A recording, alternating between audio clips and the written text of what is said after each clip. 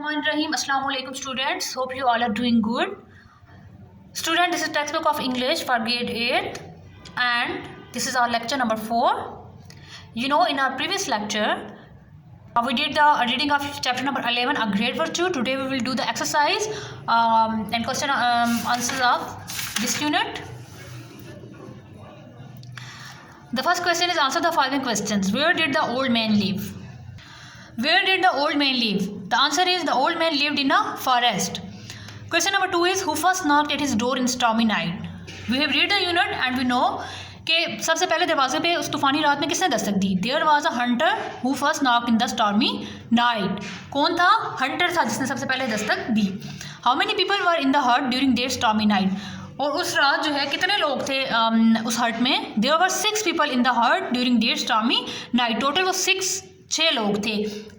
एक देखें, फार्मर था, हंटर था, मदर थी और साथ उसके 2 किड्स थे. 5 ये हो गए और एक ओल्ड मैन खुद. There were total 6 people.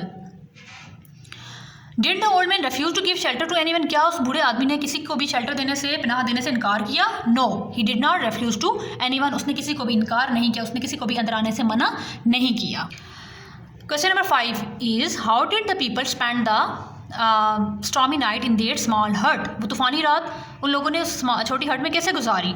They spend the stormy night standing in that hut and chatted about different things. उन्होंने वो तूफानी रात कैसे गुजारी? खड़े होकर गुजारी उस हट में.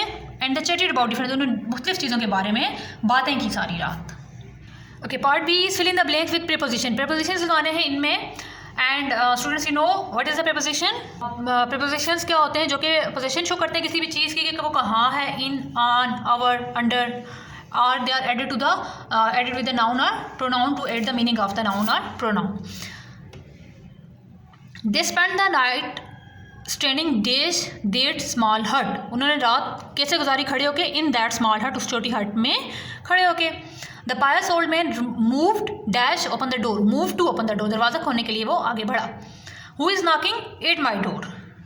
You would have been in trouble if I had not help you. अगर मैंने आपकी मदद ना की होती तो तुम इस वक्त मुश्किल में होते. In trouble. The old man asked the hunter to step in. बूढ़े आदमी ने हंटर को अंदर आने को कहा. Okay, these were the prepositions.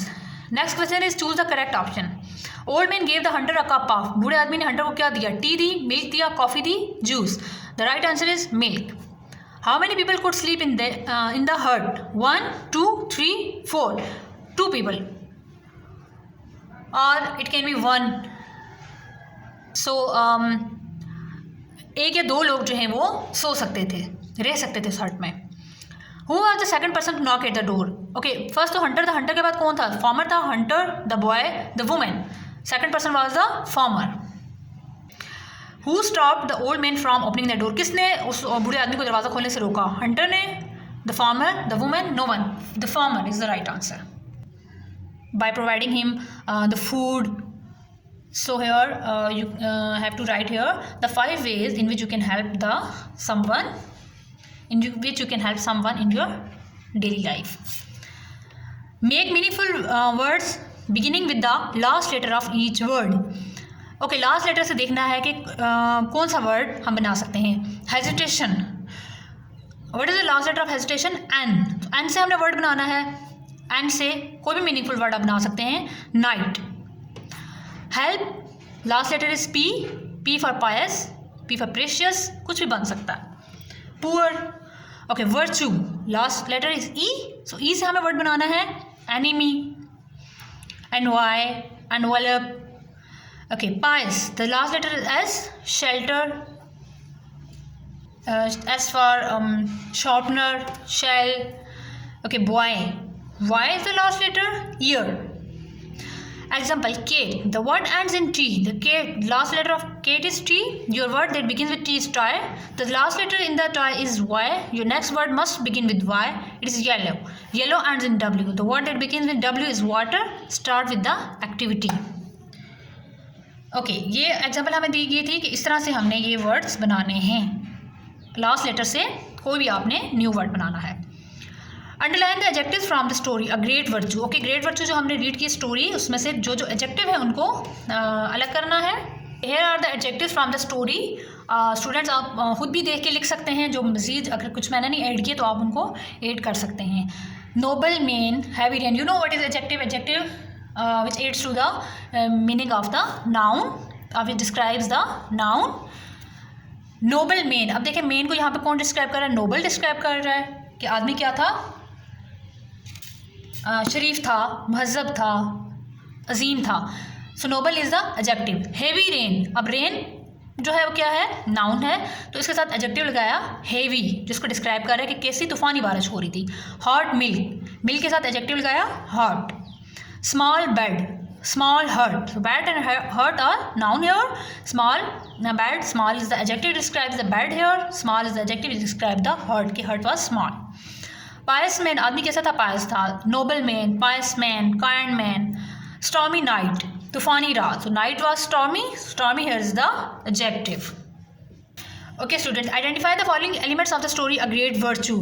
इसमें आपने बताना है, you have to write this on your notebook. Setting के सेटिंग क्या थी? स्टोरी ये कहाँ पे हुई? सेटिंग कहाँ पे सारा वाक़या पेश आया? In a forest in a small hut, कि वो बूढ़ा आदमी कहाँ रहता था? जंगल में रहता था, एक छोटी सी झोंपड़ी में रहता था. करेक्टर्स में क्या क्या थे जी? इन ओल्ड मैन था, और हंटर था, फार्मर था, and the mother with her 2 kids. Plot यानी कि सारी स्टोरी में क्या था, उसके बिगिनिंग में क्या था, मिडिल में क्या था, एंड में क्या था, उसको शॉर्ट बिल्कुल जो है समरी करके लिखनी है शॉर्ट फॉर्म में. थीम क्या था, क्या सब्जेक्ट इसका क्या था, ये किसके अबाउट थी? वर्चू के अबाउट थी, नेकी के बारे में थी, अजीम काम के बारे में थी ये स्टोरी. तो part D and G is your home task. You have to read the unit 1 or 2 times and then you can write the setting and character and the plot and theme of the story. उसके अलावा जो question answers जो exercise मैंने करवाई है, write all that in your on your notebooks. Prepare that unit, learn all the question answers of this unit. अल्लाह हाफिज़. Thank you.